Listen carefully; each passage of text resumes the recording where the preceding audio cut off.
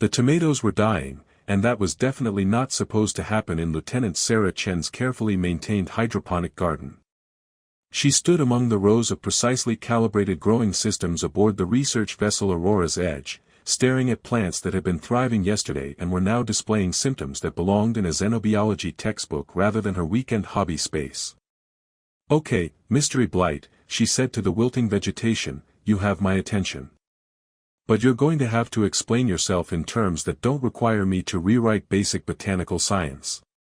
The ship's botanical garden occupied a converted cargo bay that Sarah had transformed into something approaching an Earth-normal growing environment. It served dual purposes, providing fresh food for the crew and giving her a place to conduct unofficial research on plant adaptation in artificial environments. The fact that it also kept her sane during long deep space missions was an added bonus she didn't mention in her official reports. The affected plants showed patterns of cellular degradation that shouldn't have been possible under controlled conditions. No pathogens, no nutrient deficiencies, no environmental stresses that would explain the systematic breakdown of photosynthetic processes she was observing. Sarah activated her handheld scanner and began documenting the anomaly, her xenobiology training taking over from her gardening frustration. Whatever was killing her tomatoes might be fascinating from a scientific perspective, even if it was ruining her plans for actual fresh salsa. A soft rustling from the far corner of the garden made her pause. The atmospheric processors were functioning normally, so there shouldn't be any air current strong enough to disturb the larger plants. Sarah moved quietly between the growing racks, following the sound with the careful attention of someone who'd spent years studying alien ecosystems. What she found crouched behind the bean trellises was definitely not covered in any of her xenobiology textbooks. A young woman, clearly exhausted and frightened, had somehow made herself nearly invisible among the climbing plants. Her appearance was strikingly human except for the pointed ears that curved gracefully upward, giving her an otherworldly elegance that made Sarah's breath catch. She wore clothing that seemed to be made from woven plant fibers, now torn and stained from what looked like days of rough travel. "Don't be afraid," Sarah said softly, raising her hands to show she wasn't carrying any weapons. "I'm not going to hurt you." The woman looked up with eyes the color of deep forests, and when she spoke, her voice carried a weight of certainty that made Sarah's protective instinct scream warnings. "You should be afraid of me," she said, her accented English mixing with sounds that might have been words in another language entirely. Sarah took a careful step closer, noting the way the woman seemed to shrink back into herself rather than away from her approach. Fear, yes, but also something deeper, shame and self-loathing that spoke of trauma Sarah couldn't begin to understand. "I'm Sarah," she said, settling onto her knees to make herself less intimidating. "What's your name?" The woman hesitated, then whispered something that sounded like Kira, with additional syllables that Sarah's human vocal cords couldn't quite reproduce. "Kira," Sarah repeated, doing her best with the pronunciation. "That's a beautiful name. Are you hurt? Hungry? You look like you haven't eaten in days." Kira's expression flickered between gratitude and terror, as if kindness itself was something dangerous she couldn't afford to accept. When Sarah reached slowly for the emergency rations in her pocket, Kira flinched away with such violence that she knocked over a small planter. The plant inside withered instantly upon contact with her skin, its leaves blackening and curling as if exposed to extreme heat or toxic chemicals. "Oh," Sarah said, understanding beginning to dawn. "That's why you're afraid." Kira stared at the dead plant with the kind of heartbroken expression usually reserved for much greater tragedies. "I kill," she said, her English fragmenting under the weight of emotion. "Always kill. Cannot stop." Sarah looked around the garden, noting the pattern of plant death that had brought her here in the first place. Not a disease or environmental problem, proximity to someone whose very touch was lethal to plant life. "How long have you been hiding here?" she asked gently. 3-4 days. Time is difficult. Kira's hands trembled as she tried to avoid touching anything else in the confined space. "Came on supply shuttle. Stayed hidden when ship left. Nowhere else to go. Sarah felt her xenobiology training warring with basic human compassion. The scientific part of her mind was cataloging questions about alien biology and unprecedented cellular interactions. The human part just wanted to help a frightened young woman who clearly needed someone to care about her welfare. "I'm going to get you some food and water," she said, making her decision. "And we're going to figure out how to help you." "No help," Kira said with desperate intensity. "I am blighted. Exile. Deathbringer. You do not understand what I am." Sarah stood slowly, brushing soil from her knees. "I understand that you're scared, exhausted, and probably haven't had a decent meal since you've been hiding in my garden. Everything else we can figure out together." Kira's expression shifted to something approaching wonder, as if the concept of "together" was foreign to her experience. "You are not afraid?" "Should I be?" Sarah asked, then smiled at the echo of their earlier exchange. "Look, I've spent my career studying alien life forms. Some of them have been genuinely dangerous: toxic atmospheres, corrosive secretions, predatory behaviors that would give you nightmares. But the most dangerous thing I've encountered so far is my own assumptions about what constitutes a threat." She gestured at the withered plants around Kira's hiding spot. "Yes, you have an unusual effect on plant life. That makes you interesting, not evil. There's a difference." Kira stared at her for a long moment, then asked quietly, "What is interesting?" Sarah felt her heart break a little at the question. Interesting means worth understanding. Worth studying. Worth caring about. She paused, choosing her words carefully. "It means that whatever you are, whatever abilities you have, you're still a person who deserves kindness." The ship's communication system chose that moment to interrupt with Captain Morrison's voice echoing through the botanical garden. "Lieutenant Chen, please report to the bridge. We're receiving transmissions from an unknown alien vessel requesting permission to search the ship." Sarah and Kira locked eyes, understanding passing between them without words. "They've come for you," Sarah said. "They've come to take me back," Kira corrected, fresh terror replacing the tentative hope that had been building in her expression. "To finish the exile. To make certain I can never return." Sarah looked around her garden, taking in the evidence of Kira's presence and the impossibility of hiding someone whose very existence left traces that ship sensors could probably detect.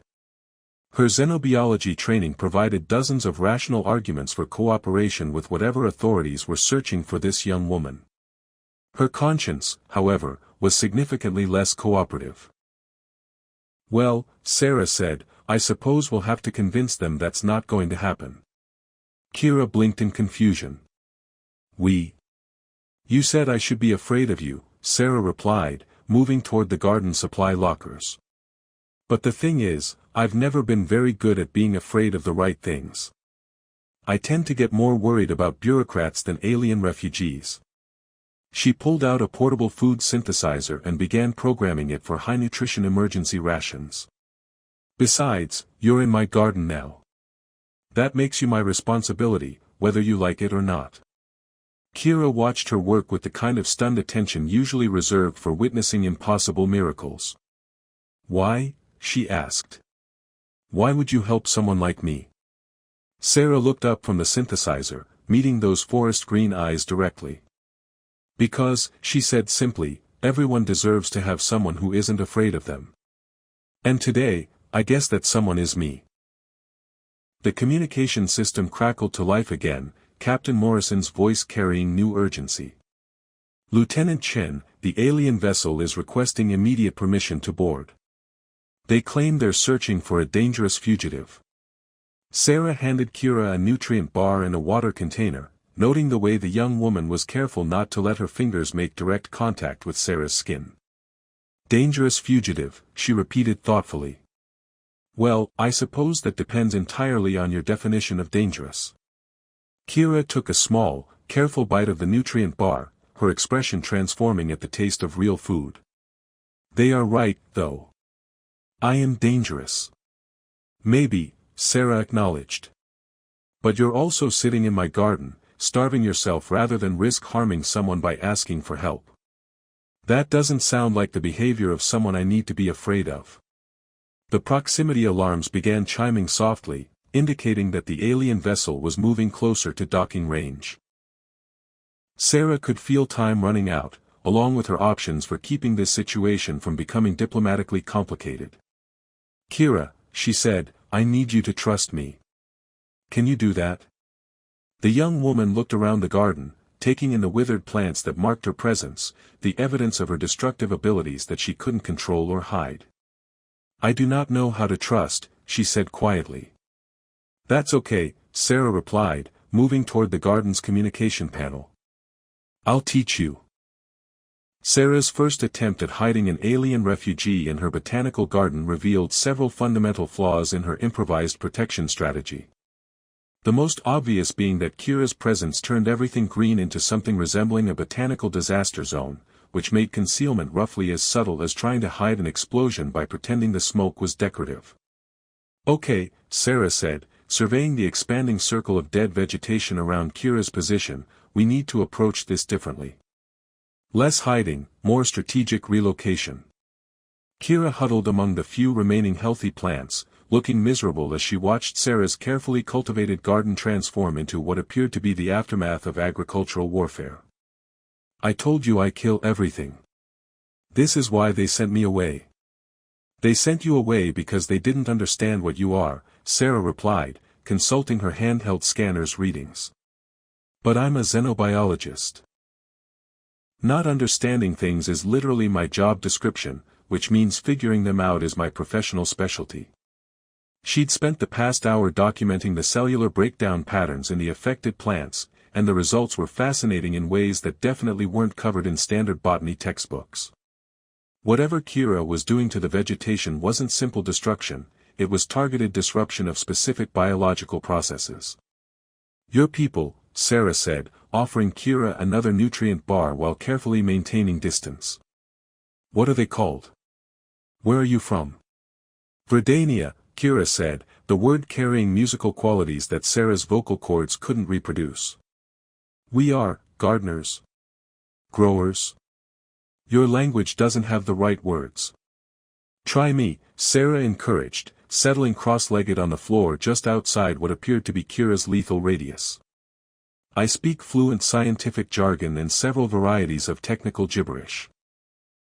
Kira managed a small smile at that, the first genuine expression of humor Sarah had seen from her. "We shape life. Guide growing things. Make plants stronger, more beautiful, more useful.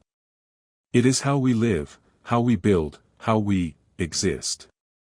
"Biological manipulation," Sarah said, understanding dawning. "You're describing advanced biotechnology integrated with plant cultivation. Your entire civilization is built around controlled biological interaction with your ecosystem." "Yes," Kira said, then her expression darkened. "But I am blighted. Born wrong. I take life instead of giving it. Destroy instead of create. I am the opposite of everything my people are." Sarah studied the withered plants around Kira's position, her scientific training engaging with the puzzle. "Show me," she said. "I want to understand exactly what happens." Kira recoiled. "No. I cannot control it. Anything I touch dies." "Then don't touch anything directly," Sarah said, pulling out her tablet to record observations. "Just be near something. Let me document what actually occurs." After considerable coaxing, Kira agreed to sit next to a small potted herb plant. Sarah watched through her scanner as the plant's cellular structure began breaking down in patterns that suggested targeted disruption of specific biological processes rather than general destruction. "Fascinating," she murmured, taking detailed readings. "It's not random cell death. You're specifically interfering with photosynthetic processes and cellular energy production. Almost like." She paused, cross-referencing the readings with her xenobiology database. "Like what?" Kira asked. "Like a biological defense mechanism," Sarah said slowly. Something designed to target and neutralize specific types of living organisms. The ship's communication system interrupted her analysis with Captain Morrison's increasingly impatient voice. Lieutenant Chen, our visitors are requesting permission to search the ship for their missing citizen. Please report to the bridge immediately. I need to go, Sarah said, standing reluctantly. But I want you to stay here. Don't go anywhere, and try not to touch anything important. Everything is important to someone, Kira said sadly. Fair point, Sarah acknowledged, then had an inspiration that probably qualified as either brilliant or completely insane. Ship's AI, activate botanical garden safety protocols. Emergency plant quarantine procedures. The AI's pleasant voice filled the garden. Botanical quarantine protocols activated. All plant specimens will be relocated to secure storage pending contamination assessment. What are you doing? Kira asked as robotic systems began carefully moving the surviving plants to sealed storage compartments. Removing temptation, Sarah said with satisfaction. If there's nothing here for you to accidentally kill, you can't hurt anything. Plus, it gives us an excellent excuse for why my garden looks like it's been through a biological warfare exercise. Kira stared at her. You are destroying your own garden to protect me? I'm protecting my garden from accidental contamination while keeping you safe, Sarah corrected. There's a difference. The plants can be replanted. You, however, are significantly more difficult to replace.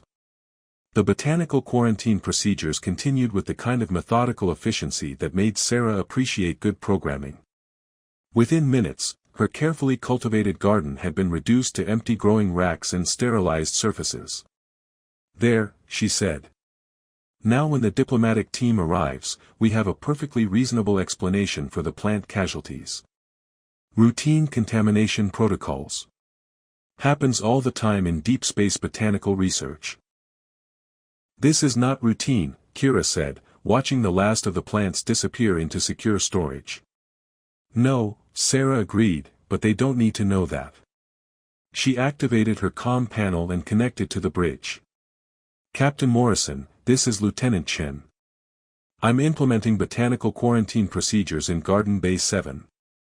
We've had some contamination issues that require immediate attention. Contamination? Morrison's voice carried professional concern. What kind of contamination? Unknown pathogen affecting plant cellular structure, Sarah replied smoothly. I'll need several hours to complete decontamination procedures and identify the source. Understood. I'll inform our visitors that certain sections of the ship are temporarily off-limits due to biological safety protocols. As the comm channel closed, Kira stared at Sarah with an expression of wonder. You lied to your captain for me. I presented facts in a way that supported necessary operational security, Sarah corrected with a grin. There's a difference. You are an unknown biological factor affecting plant cellular structure. I do need time to identify the source and implement appropriate safety measures. Everything I said was technically accurate. Technically accurate but deliberately misleading, Kira observed. Welcome to advanced diplomatic communication, Sarah said. Rule 1, never lie when creative truth-telling will accomplish the same objective. The ship's sensors chose that moment to chime with proximity alerts, indicating that the alien vessel was beginning docking procedures. Sarah felt her improvised plan's timeline compressing rapidly. Kira, she said, I need to know more about your people. Are they dangerous? Are they going to try to take you by force? Kira considered this carefully. They are not evil. They are frightened. Of me, of what I represent, of what might happen if I cannot learn control. What might happen? Old stories speak of others like me. Blighted ones who lost all control and became. She struggled with the English words. Devourers? Deathbringers? The stories say they consumed entire ecosystems before they could be stopped. Sarah felt a chill that had nothing to do with the garden's environmental systems. And your people think you might become something like that? I do not know, Kira said quietly. I cannot control what I do to living things. It grows stronger when I am frightened or angry. If it continues to grow. She gestured at the sterilized garden around them. This is what I do to plants when I try to be careful. What might I do to people if I lost control entirely? Sarah looked around the empty garden, understanding for the first time the true scope of Kira's isolation. Not just exiled because she was different, but because she represented a potential threat that her people couldn't risk containing. Well, she said finally, I suppose we'll have to make sure you don't lose control. How? Kira asked. My own people could not help me. How can you? Sarah smiled, feeling the familiar excitement that came with interesting scientific challenges. Because I'm not your people. I don't have their assumptions about what you're supposed to be. All I see is a biological phenomenon that needs to be understood. The docking clamps engaged with the solid thunk of successful connection, indicating that Kira's people had arrived aboard Aurora's edge. They're here, Kira whispered. Yes, Sarah agreed, they are. Which means it's time for you to learn what trust actually means. She moved toward the garden's control panel, bringing the quarantine field to full activation. The barriers hummed to life, sealing the botanical garden in a containment field that would prevent both entry and exit until manually deactivated. What are you doing? Kira asked. Buying us time, Sarah replied, settling back down beside her unexpected guest. And giving you a chance to tell me everything about what you are and where you come from. Because I have a feeling that understanding your abilities is going to be very important very soon. Kira looked around the sealed garden, then at Sarah's determined expression, and for the first time since they'd met, her fearful posture began to relax. Where do I begin? At the beginning, Sarah said. And don't leave anything out. The Verdanian delegation arrived with the kind of formal dignity that made Sarah acutely aware she was wearing gardening clothes to what had apparently become a first-contact diplomatic event. The leader, an elderly man whose pointed ears bore intricate silver decorations that suggested high rank, introduced himself as Elder Theron in accented but precise English. We seek one of our people, he said, standing in Aurora's Edge's main conference room with the bearing of someone accustomed to being obeyed across multiple star systems. A young woman. Dangerous. She was detected aboard this vessel 3 days ago. Captain Morrison gestured for Sarah to join the discussion, and she took her place at the conference table with the uncomfortable awareness that her next words could determine whether this became a diplomatic success or an interstellar incident. Elder Theron, she said carefully, could you help us understand what makes this individual dangerous? Our bioscanners haven't detected anything that would register as a threat to the crew. Theron's expression tightened. She is blighted. Born with abilities that destroy rather than nurture life. Her very presence corrupts the natural order. Sarah felt her xenobiology training engaging with the puzzle. What specific abilities are we discussing? Understanding the nature of the threat would help us implement appropriate safety protocols. She kills plants with her touch, Theron said. Drains the life from growing things. If her abilities continue to develop unchecked, she could consume entire ecosystems. Captain Morrison leaned forward. You're describing someone with destructive biological abilities who's currently loose on my ship. She's not loose, Sarah said quickly. I've implemented quarantine protocols in the botanical garden. Unknown biological contamination affecting plant specimens. The area is sealed pending full decontamination. Theron's eyes sharpened. You have found her. We found evidence of biological anomalies consistent with your description, Sarah corrected. But I need to understand more about what we're dealing with before we can determine appropriate response protocols. One of Theron's companions, a younger Verdanian woman with intricate tattoos covering her arms, spoke up in their musical language.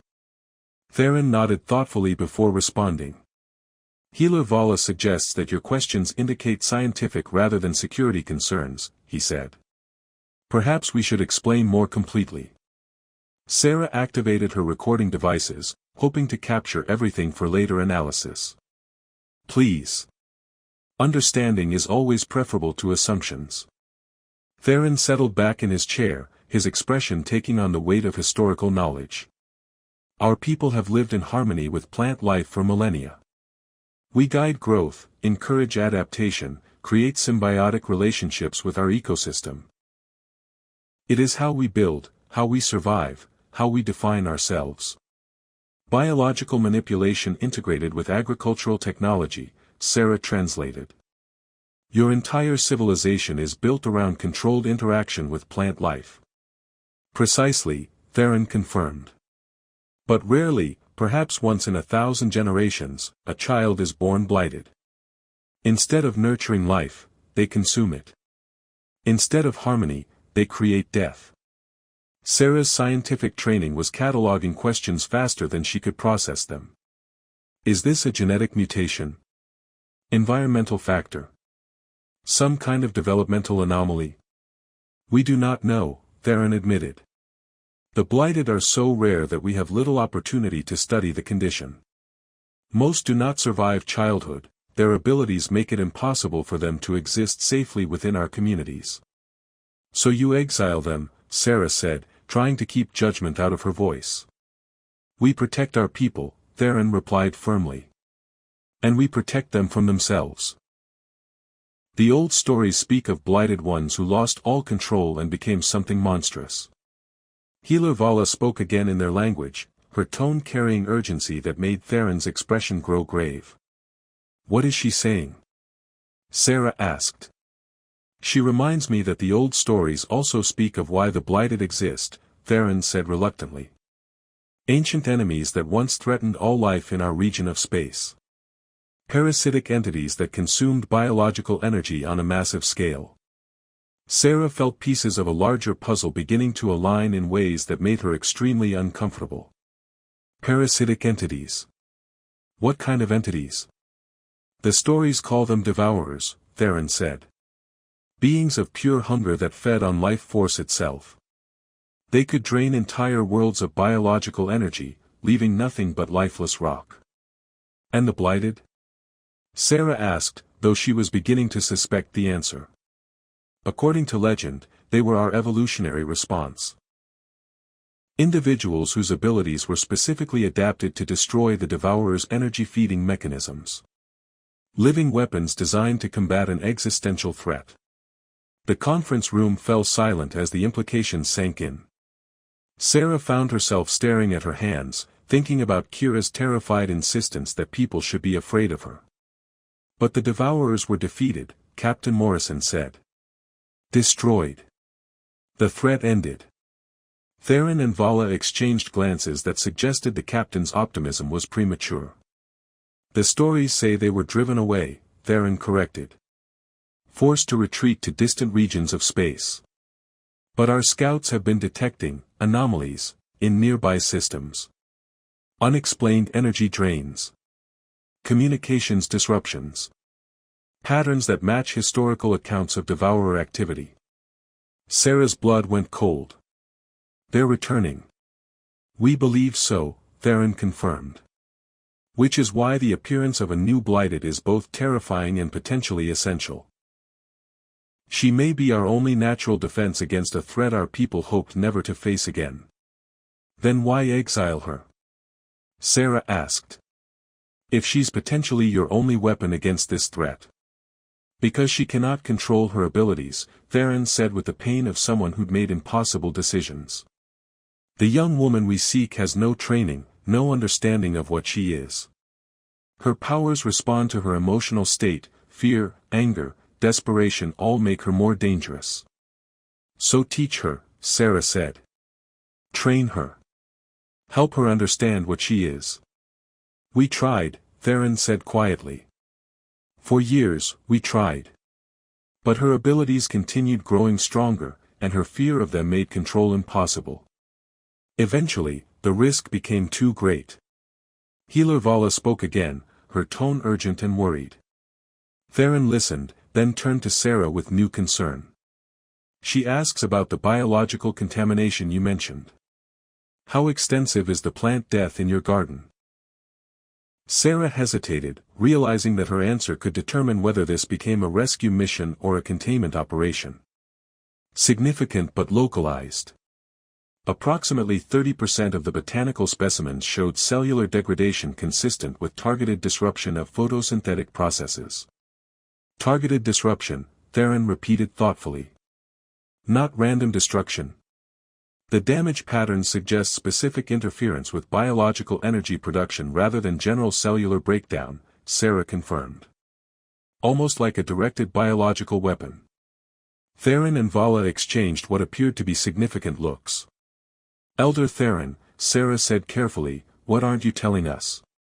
Before he could answer, the ship's proximity alarms began chiming with urgent warnings. Captain Morrison activated the bridge communication channel. Captain, we're detecting multiple contacts approaching from the outer system. Unknown configuration, but they're moving fast and broadcasting on frequencies that are causing interference with our communication systems. Sarah felt the pieces of the puzzle clicking into place with horrible clarity. The Devourers? Theron stood with the decisiveness of a military commander. We must retrieve the Blighted One immediately. If the Devourers have detected her presence, they will attempt to eliminate her before her abilities can fully develop. Or, Sarah said, understanding dawning, they'll try to capture her and prevent her from becoming the weapon she was born to be. The ship's sensors detected energy signatures that made the bridge crew start using phrases like unprecedented readings and unknown physics, which in Sarah's experience were scientific terminology for, we're all about to have a very bad day. Captain Morrison, Theron said urgently, you must release the Blighted One to us immediately. She is the only thing standing between your species and a threat that could consume all biological life in this region of space. Sarah looked around the conference room, taking in the alien delegation's desperate urgency, her captain's growing alarm, and the increasingly frantic reports from the bridge about approaching entities that defied conventional understanding. There's just one problem with that plan, she said, standing and moving toward the door. She's not your weapon anymore. She's under my protection. And I think it's time we asked her what she wants to do about these Devourers. Lieutenant Chen, Captain Morrison called after her, where are you going? To have a conversation with someone who's spent her entire life being afraid of what she is, Sarah replied. Because I have a feeling that fear is about to become the least of our problems. The proximity alarms intensified as she left the conference room, and Sarah found herself hoping that trust and understanding would prove more effective than exile and fear in the face of an ancient cosmic threat. Behind her, she could hear Elder Theron explaining to Captain Morrison exactly what Devourers were capable of doing to a ship full of biological life forms. Sarah decided she didn't want to hear those details just yet. Sarah found Kira exactly where she'd left her, sitting in the center of the sterilized botanical garden with the careful stillness of someone who'd learned to minimize her impact on the world around her. The quarantine field hummed softly, creating a barrier between them and whatever chaos was unfolding in the rest of the ship. Your people are here, Sarah said, deactivating the containment field and stepping into the garden. I know, Kira replied without looking up. I can feel them. Their life energy is familiar. Sarah settled beside her, noting that Kira no longer seemed to radiate the desperate fear she'd carried when they first met. Instead, her posture suggested the kind of resigned acceptance that came with facing inevitable consequences. They want you back, Sarah said. But not for the reasons you think. Kira's head came up, forest green eyes meeting Sarah's with surprise. What do you mean? The Devourers are returning, Sarah said simply. And you're not a curse or a mistake, you're an evolutionary weapon specifically designed to fight them. The expression that crossed Kira's face was complex beyond anything Sarah had seen from her, hope and terror and desperate longing all tangled together in ways that made her appear both older and younger than her apparent years. Elder Theron told you the old stories, she said quietly. You knew? Sarah asked. You knew what you were? I suspected, Kira admitted. The way my abilities work, the specific things they destroy, the patterns of death I create, it never seemed random. But my people were so frightened of me that I thought perhaps I was wrong. Perhaps I was just broken. The ship's proximity alarms intensified, and Sarah could hear emergency announcements echoing through the corridors. Whatever was approaching Aurora's edge, it was causing the kind of systemic panic that suggested the crew was encountering phenomena well beyond their training. The question is, Sarah said, what do you want to do about it? Kira stared at her. What do I want? Yes. You. What do you want? Sarah emphasized each word carefully. Not what your people expect, not what the ancient stories say you should do, not what anyone else thinks is appropriate. What do you want to happen next? Kira was quiet for so long that Sarah wondered if the question was too complex or too foreign to her experience. Finally, she spoke in a voice barely above a whisper. I want to not be afraid anymore. Of the Devourers? Of myself, Kira said. I want to understand what I am instead of being terrified of it. I want to know if I can be something other than a destroyer. The ship shuddered slightly, and Sarah's handheld scanner began registering energy signatures that made no sense according to any physics she understood. Whatever was approaching, it was definitely not operating according to conventional scientific principles. Well, Sarah said, standing and offering Kira her hand, there's only one way to find out. Kira stared at the offered hand with the kind of fear usually reserved for venomous serpents. I cannot touch you. I might.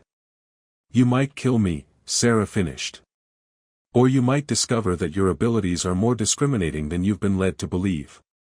The plants aren't human, Sarah pointed out. Different biology, different energy patterns, different cellular structure. You've been assuming that what affects plant life will affect all life the same way.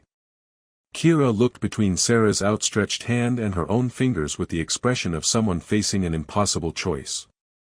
Sarah, she said, if I hurt you. Then you hurt me, Sarah replied calmly. But if you don't try, you'll never know what you're actually capable of.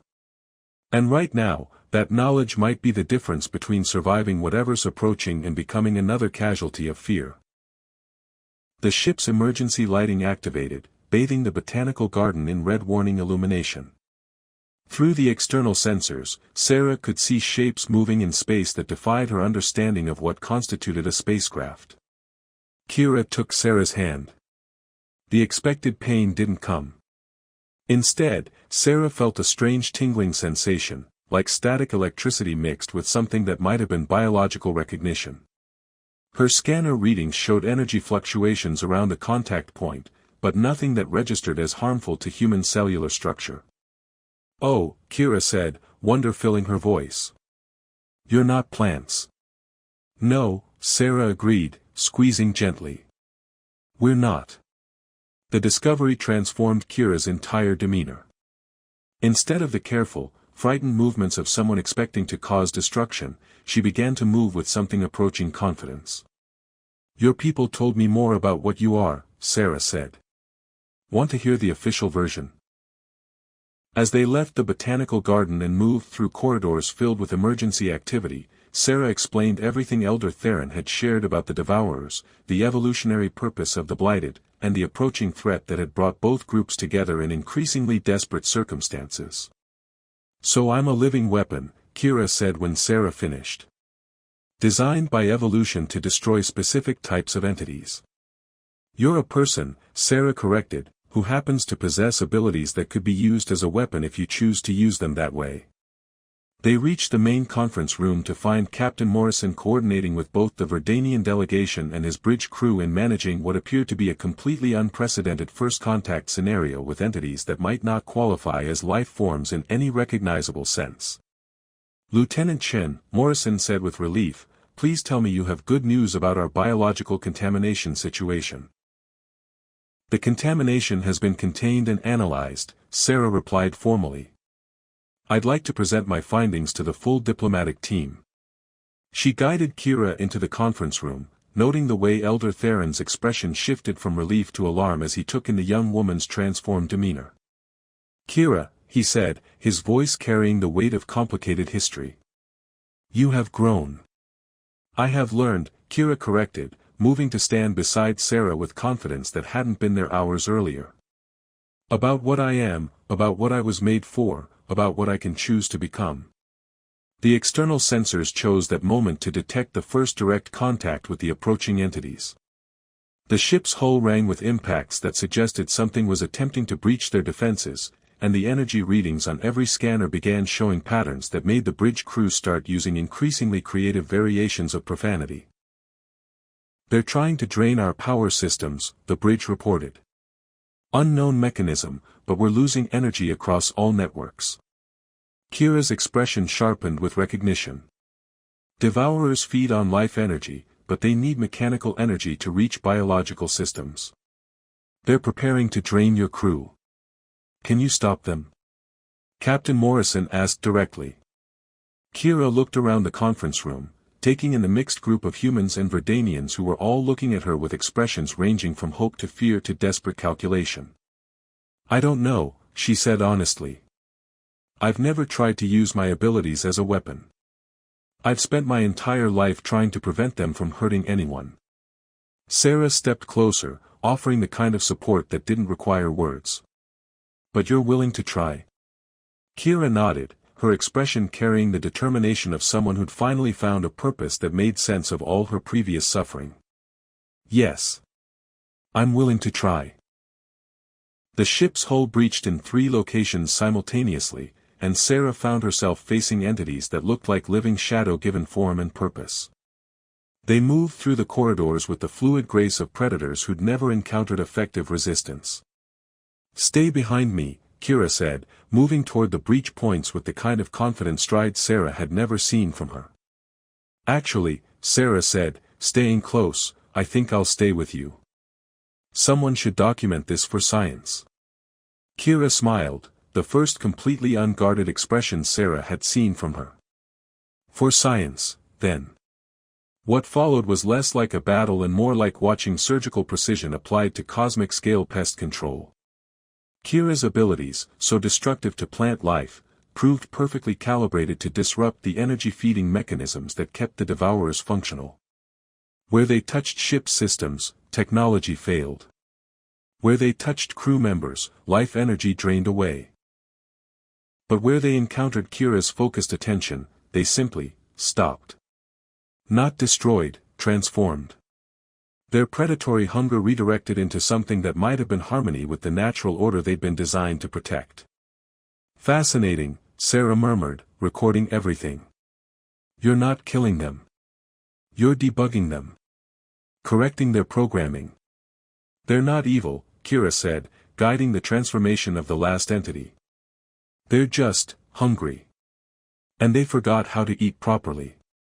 The ship's system stabilized as the energy drain ceased, and Sarah found herself in the unique position of documenting the first recorded instance of successful diplomatic resolution with entities that most civilizations would have classified as existential threats. Elder Theron approached Kira with the expression of someone witnessing impossible redemption. "You have become what the stories promised," he said. "But also what we never dared hope." "I've become myself," Kira replied, then looked at Sarah. Sarah found Kira exactly where she'd left her, sitting in the center of the sterilized botanical garden with the careful stillness of someone who'd learned to minimize her impact on the world around her. The quarantine field hummed softly, creating a barrier between them and whatever chaos was unfolding in the rest of the ship. "Your people are here," Sarah said, deactivating the containment field and stepping into the garden. "I know," Kira replied without looking up. "I can feel them. Their life energy is familiar." Sarah settled beside her, noting that Kira no longer seemed to radiate the desperate fear she'd carried when they first met. Instead, her posture suggested